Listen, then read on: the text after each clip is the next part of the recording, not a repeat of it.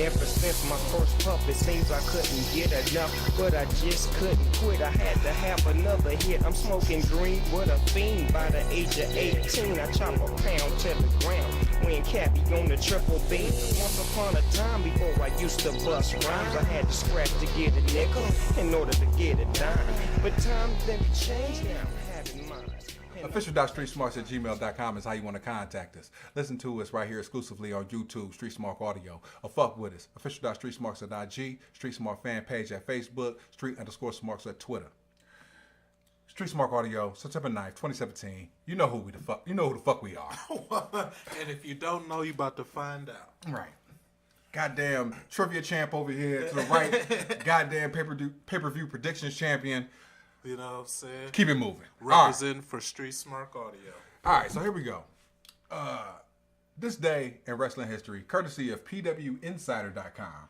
Oh, switching it up this week. KSIC has been spotty for the last, several shows, and we hear it once a week. Right. And these motherfuckers will have a wrestling history every 3 weeks.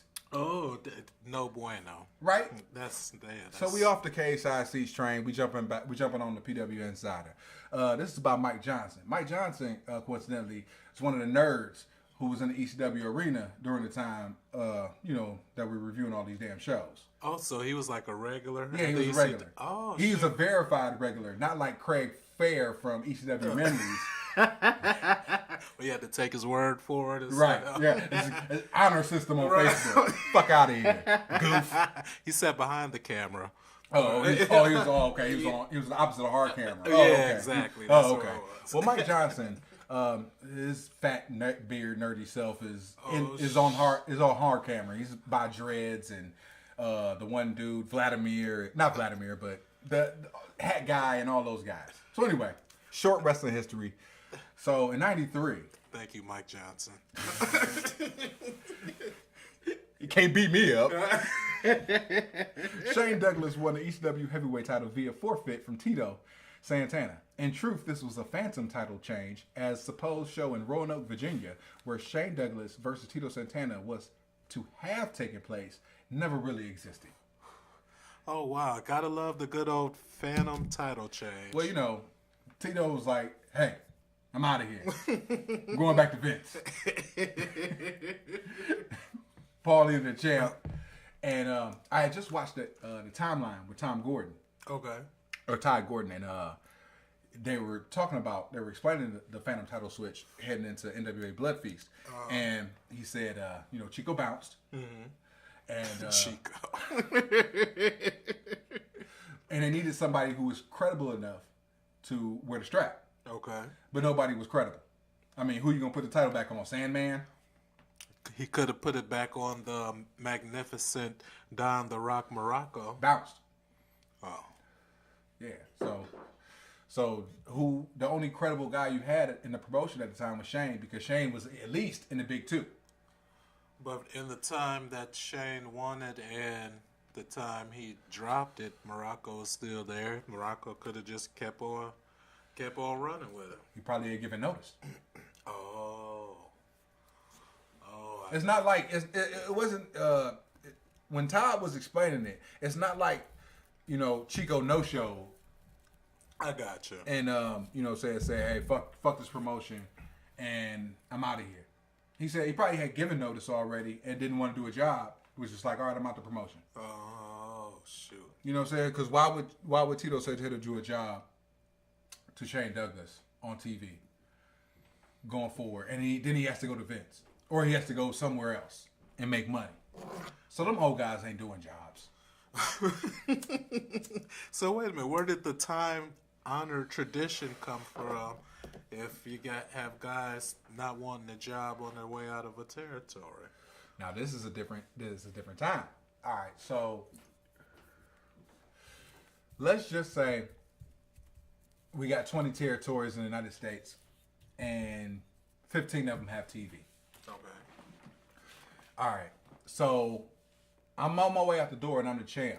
So I should do the job for the next guy. Come on, somebody. However, ECW has TV, but they're not fronted by nobody at this time.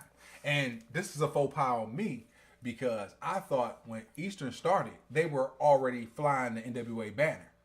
They didn't start flying the NWA banner until Blood Feast. I see. You see what I'm saying? So it was all up in our faces too. Right. So if Tito is going to leave out the promotion, why would he leave out the promotion and do a job to some flunky that has no weight that has no weight in the business, or dropping the title to a promotion that has no weight in the business as of yet? So I mean, it's just business at this point. It's nothing personal. It's just business. No, I get it, but I don't know. I guess I was always under the impression, excuse me, that dang, what the heck? Little pony poon juice stuck in my throat. Like it? You know what I'm saying? But I don't know. I guess I always had the impression that, you know, when you about to bounce somewhere on out, you make somebody, or you know what I'm saying? Okay.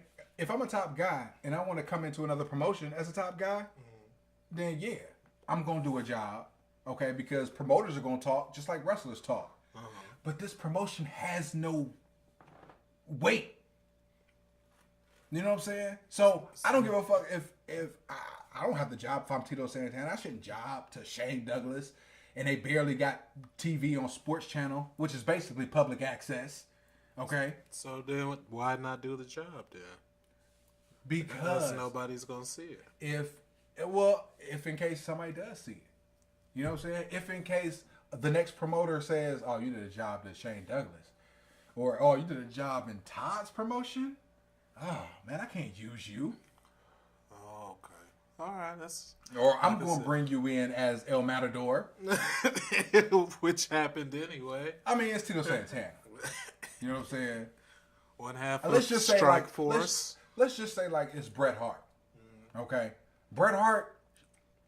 We're not gonna go screw job with it. Let's just say under normal circumstances, he's on his way out to promotion. He's top guy.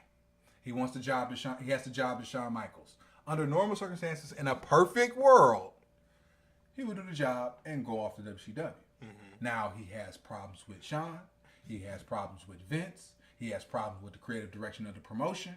I'm not doing no job. He doesn't want to lose in Canada because he's a hero. That was bullshit. That was bullshit. You think that was? We're not gonna go into screw job talk right now. I'm gonna save that shit for '97. But oh man, we'll be like 80 by then. Whatever. But regardless of that, I mean, did you read Bret Hart's book? No, I have not. I would give it to you. But here we go. But you have a track record with not returning books. And I put that on the 136. Our regular listeners will already know what this is about. Are we still at 37 subscribers? We are still at 37 subscribers. Shout out to the 37. Y'all are the elite of the elite. That's right. But regardless of all that, in a perfect society, Bret Hart does the job, goes on to WCW. It's all these extenuating circumstances and Bret's ego that doesn't want him to do the job. And that's how you get Montreal Screwjob. I feel it, because you know what? When I was the longest reigning 177th in Harvard backyard and front yard wrestling champion, I was about to say I never jobbed, but I take that back. I lost my very last match. I passed the title to my dude Jamar, who's a jabroni, by the way. If you ever listen to this, shout out to you, player. You're a jabroni, but you're still my guy.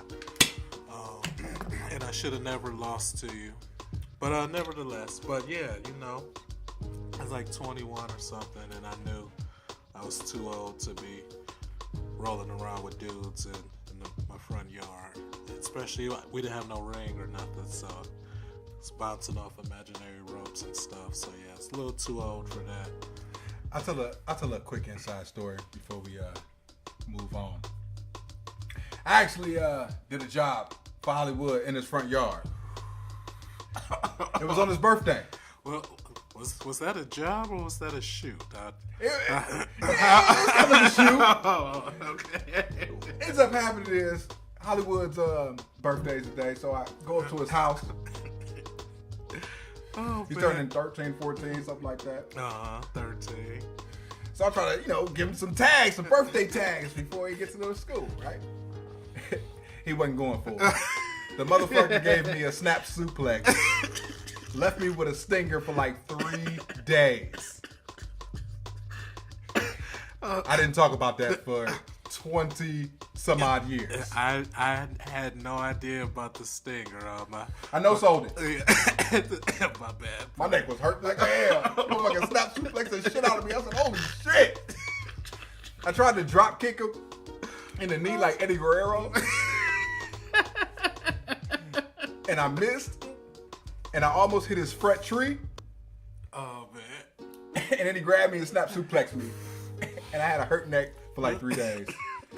Totally no sold it in front of everybody. Yeah, you know what I'm saying? Because, shoot, I had, I don't even know what I was thinking or whatever. I guess it was just all in fun. And, I wasn't quite the mat tactician that I ended up coming to be at that time. So, You lucky I didn't hit you with a shoe in the hallways and shit. You should have ran by you and hit you with like a Mr. Vanderwright's book or some shit. Oh, man. That would have sucked ass. But I don't know. I got a big head, so maybe I would have been able to absorb it with the amount of surface friction. That's what he said. We'll be back with a review. The return of Street Smark Cinema. Peace.